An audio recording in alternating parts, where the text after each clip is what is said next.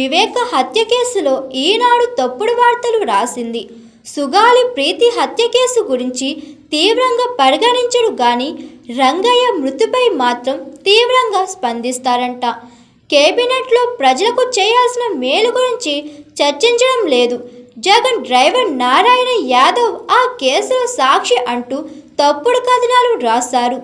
జగన్ లక్ష్యంగా విషపు రాతలు రాయడమే ఈనాడు పని అని కృష్ణా జిల్లా వైఎస్ఆర్సీపీ అధ్యక్షులు పెర్ని నానిగారు అన్నారు. వివేక హత్య కేసులో కీలక సాక్షుల వరుస మరణాలు అని హెడ్డింగ్ పెట్టి రాస్తాడు. దాంట్లో 6 పేర్లు ఫోటోలేసి మామూలుగా మంత్రివర్గ ప్రమాణ స్వీకారానికి 1, 2, 3, 4, 5 ఫోటోలు వేసి వాళ్ళ చరిత్ర రాస్తారు కదా, అలా ఈయన రాసుకొచ్చాడు. ఈ 6 సాక్షులు మరణించారు అని చెప్పాను. వివేకానంద రెడ్డి గారి హత్య కేసులో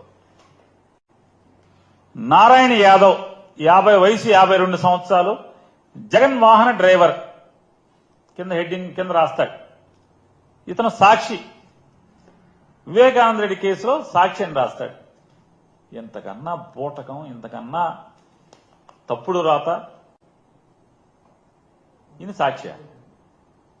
నారాయణ యాదవ్ అనే ఆయన సాక్షిగా ఉన్నాడా?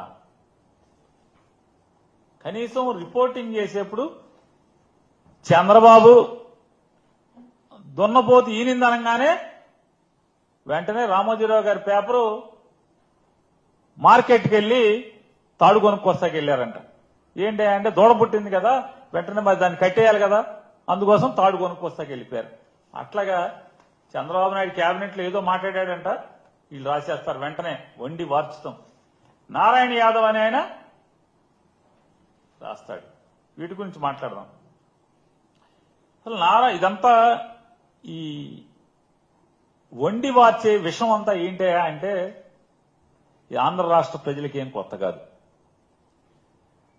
గౌరవ నారా చంద్రబాబు నాయుడు గారు ఆయన అలవాటు ప్రకారం తన సహజ వైఖరి మేరకే వైఎస్ వివేకానంద రెడ్డి గారి కేసులో 61వ సాక్షిగా, వైఎస్ వివేకానంద రెడ్డి గారి కేసులో 61వ సాక్షిగా ఉన్నటువంటి 65 సంవత్సరాల వాచ్మెన్ రంగయ్య గారు మరణాన్ని కూడా జగన్మోహన్ రెడ్డి గారి మీద విషం చెమ్మటాకి తన శ్రేయోపత్రిక అయినటువంటి ఈనాడు ద్వారా తాటికాయంత అక్షరాల్లో అచ్చు వేయించి ఇవాళ మరో కొత్త నాటకానికి జగన్మోహన్ రెడ్డి గారి మీద మరొక విషపు నాటకానికి తెరదీయటం జరిగింది.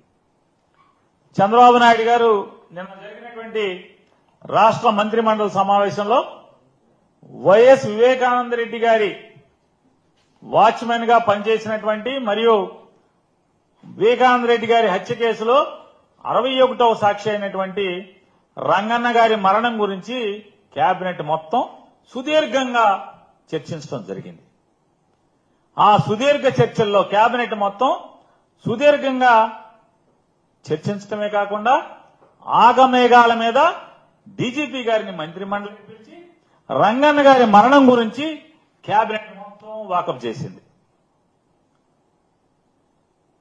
డిప్యూటీ సీఎం గారితో సహా మంత్రులందరూ కూడా ఈ రంగన్న గారి యొక్క మరణం గురించి డీజీపీ గారి దగ్గర వారి సందేహాలకి సమాధానాలను రాబడుతూ క్షుణ్ణంగా రాష్ట్ర మంత్రి మండలి మొత్తం ముఖ్యమంత్రి దగ్గర నుంచి ఉప ముఖ్యమంత్రి దగ్గర నుంచి మంత్రులందరూ కూడా క్షుణ్ణంగా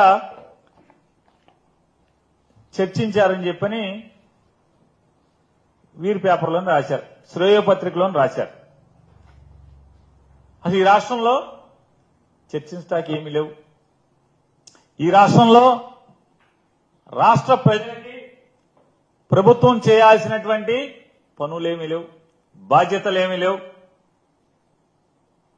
ఇదే తక్షణ అవసరం ఆంధ్రప్రదేశ్ రాష్ట్ర ప్రజలకి, రాష్ట్రానికి ఇదే తక్షణ అవసరం కింద కేబినెట్ మొత్తం కూడా చర్చించారు.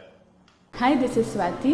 లైక్ చేయండి, షేర్ చేయండి, కమెంట్ చేయండి అండ్ సబ్స్క్రైబ్ చేయండి GR TV. Hi, this is Monica. Please like, share and subscribe GR TV.